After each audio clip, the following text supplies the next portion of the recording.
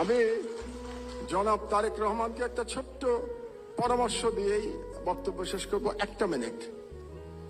শেখ মুজিবুর রহমান মুক্তিযুদ্ধের সাথে জড়িত ছিলেন না, তিনি জানতেন না মুক্তিযুদ্ধ কিভাবে হয়েছে, এবং তিনি ফিরে এসেও জানার চেষ্টা করেন নাই মুক্তিযুদ্ধ কিভাবে হয়েছে। তাকে আওয়ামী লীগের লোকজন যা বলেছে এবং ভারতীয় পক্ষ যা বলেছে সেটাকেই তিনি ধরে নিয়েছিলেন, এটাই মুক্তিযুদ্ধের ইতিহাস ছিল। এই জন্যই তিনি ব্যর্থ হয়েছিলেন। জনাব তারেক রহমান, আপনি 17 বছর দেশে ছিলেন না, আপনি জানেন না এখানে কি হয়েছে। আপনার বিশিষ্ট লোকজন আপনাকে যা বলেছে এটাই আপনি শুনেছেন, এবং এখন যারা মিডিয়ার নতুন বন্ধুরা আপনাকে যেটা বলছে সেটাই আপনি শুনছেন, এবং সেটাই আপনি মনে করছেন এটাই বাংলাদেশের 17 বছরের ইতিহাস। বাংলাদেশের 17 বছরের ইতিহাস এটা না।